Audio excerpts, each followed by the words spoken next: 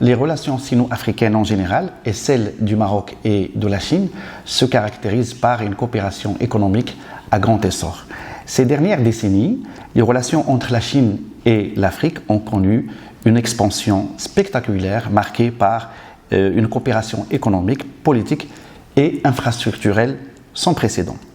La Chine est devenue le premier partenaire commercial du continent africain.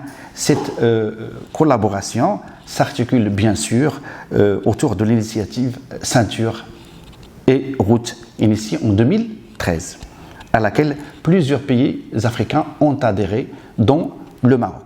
Donc, parmi les partenaires africains de la Chine, il y a notre pays, le Maroc, qui se distingue comme un pont et un hub stratégique reliant non seulement l'Afrique à la Chine, mais aussi à l'Europe, grâce à sa stabilité politique, sa position géographique privilégiée, ses infrastructures de classe mondiale et la clairvoyance, la vision, la volonté commune entre les deux dirigeants, les deux hauts responsables des deux pays, le roi Mohamed VI, que Dieu l'assiste, roi du Royaume du Maroc, et son Excellence, le président de la République populaire de la Chine, M.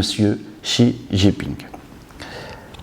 En ce qui concerne les coopérations économiques entre le Maroc et la Chine, on voit déjà un grand échange entre les deux pays.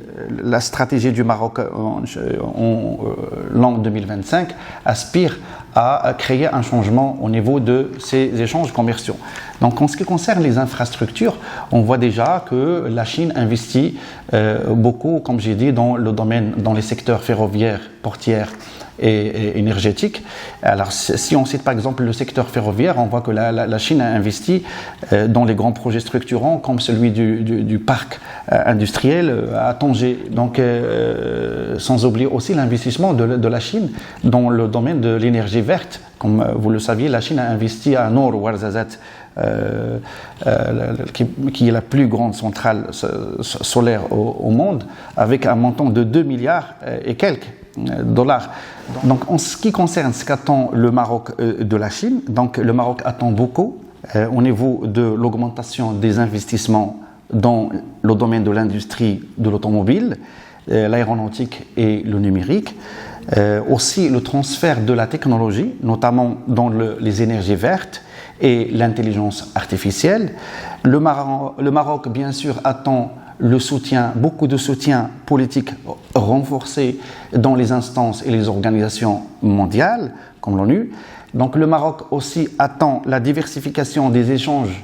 Le Maroc attend aussi son intégration dans les chaînes d'approvisionnement chinoises, dont l'Europe et l'Afrique. Donc, comme conclusion, les relations sino-marocaines illustrent une collaboration gagnant-gagnant où le Maroc bénéficie d'investissements massifs tandis que la Chine y trouve un partenaire stable et une porte d'entrée vers l'Afrique et l'Europe. Et bien que les échanges soient en hausse, le Maroc doit encore intensifier ses efforts pour rivaliser avec les principaux partenaires africains de la Chine. La diversification économique et les investissements stratégiques seront clés pour y parvenir.